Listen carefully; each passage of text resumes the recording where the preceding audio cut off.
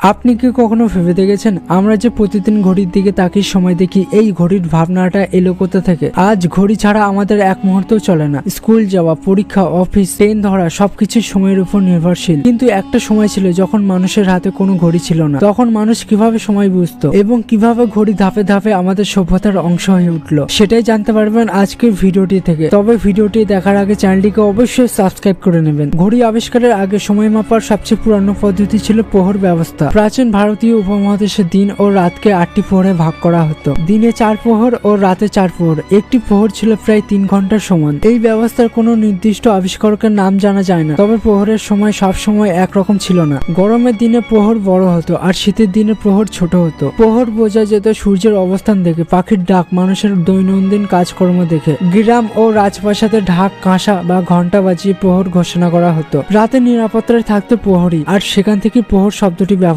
শুরু হয়। এরপরে আসে সূর্য ঘড়ি। সূর্য ঘড়ি সময় মাপার প্রথম চেষ্টা। ইতিহাস ঘাটলে দেখা যায় প্রাচীন মানুষ প্রথম সময় বুঝতে সূর্যের অবস্থান দেখে। প্রায় 5000 বছর আগে প্রাচীন মিশ ও ব্যাবিলনের মানুষ সূর্য ঘড়ি ব্যবহার শুরু করে। একটি খুঁটি বা একটি লাঠি মাটিতে পুঁতে রাখা হতো। সূর্যের আলো পড়লে সেই খুঁটির ছায়া যেদিকে পড়তো তার অবস্থান থেকে সময় আন্দাজ করা হতো। এই ঘড়ির সুবিধা ছিল এটি বানানো সহজ, কিন্তু সমস্যা ছিল অনেক। যেমন রাতে এটি কাজ করতো না, আর মেঘলা দিনে সময় বোঝা যেত না। তবুও এটাই ছিল সেই সময় মানুষের সময় মাপার প্রথম বৈজ্ঞানিক প্রচেষ্টা। এর নির্দিষ্ট কোনো আবিষ্কারকের নাম নেই, তবে কৃতিত্ব দেওয়া হয় প্রাচীন মিশরকে। এরপর আবিষ্কার হয় জল ঘড়ি। সূর্য ঘড়ির সীমাবদ্ধতা কাটতে মানুষ নতুন উপায় খুঁজতে শুরু করলো। এর ফলে আবিষ্কৃত হলো জল ঘড়ি। এর প্রথম ব্যবহার শুরু করে প্রাচীন মিশ ও ব্যাবিলনের মানুষ। গ্রিক দার্শনিক প্লেটো জল ঘড়ি উন্নত তৈরি করে। এই ঘড়িতে একটি পাত্রে ছোট ছিদ্র থেকে ধীরে ধীরে জল বার হতো এবং জলের পরিমাপ দেখে সময় বোঝা হতো। এরপর আবিষ্কার হয় বালি ঘড়ি। এর নির্দিষ্ট কোনো আবিষ্কারকের নাম জানা যায় না, তবে এটি ইউরোপে ভীষণ জনপ্রিয় ছিল।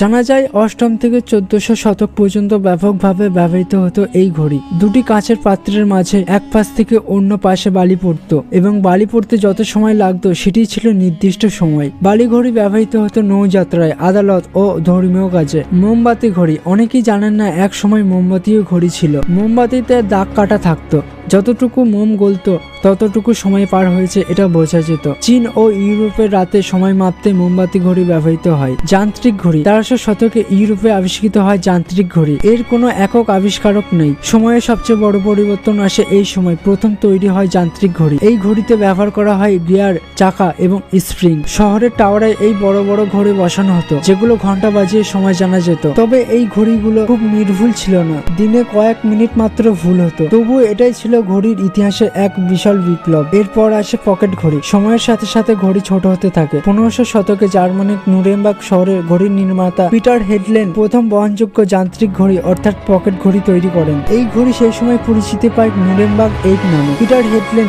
আধুনিক ঘড়ি সরাসরি আবিষ্কারক নন, কিন্তু তিনিই প্রথম ঘড়িকে ব্যক্তিগত ব্যবহারের উপযোগী করেন, যার ফলে আধুনিক ঘড়ি, হাত ঘড়ি ও ব্যক্তিগত ঘড়ির পথ তৈরি হয়। রাজা, বাদশাহ ও ধনীরা পকেটে ঘড়ি বহন করত। এরপরে আসে প্রথম বিশ্বযুদ্ধ। যুদ্ধের সময় সৈনিকদের দ্রুত সময় দেখার প্রয়োজন ছিল, তাই পকেট ঘড়ির বদলে হাতের কবজিতে ঘড়ি বাঁধা শুরু হয়। এইভাবে জনপ্রিয় হয় হাত ঘড়ি। এরপরে আসে পেন্ডুলাম ঘড়ি। 1700 শতকে ঘড়ির ইতিহাসে বিপ্লব আনেন বিজ্ঞানী গ্যালিলিও গ্যালিলিয়ে। পেন্ডুলামের নিয়ম আবিষ্কার করেন। এরপর খ্রিস্টিয়ান হাইগেস পেন্ডুলাম ব্যবহার করে নির্ভুল ঘড়ি তৈরি করেন। এই ঘড়ি এতটাই সঠিক ছিল যে দিনে মাত্র কয়েক সেকেন্ড ভুল হতো। এর ফলে বিজ্ঞান, মানচিত্র ও নৌযাত্রায় সবকিছুতেই বড় পরিবর্তন আসে। এরপর আসে আধুনিক ঘড়ি। 1927 সালে ওয়ারেন ম্যাডিসন প্রথম কোয়ার্টাজ ঘড়ি আবিষ্কার করেন। এরপর আসে ডিজিটাল ঘড়ি এবং আজকের স্মার্ট ওয়াচ। এখন ঘড়ি শুধু সময় নয়, প্রযুক্তি ও স্বাস্থ্যের অংশ। সময় মাপার এই দীর্ঘ ইতিহাসে আমাদের শেখায় মানুষ কখনো সময়কে থামাতে পারেনি, কিন্তু তাকে বুঝতে শিখেছে। ঘড়ি শুধু একটি যন্ত্র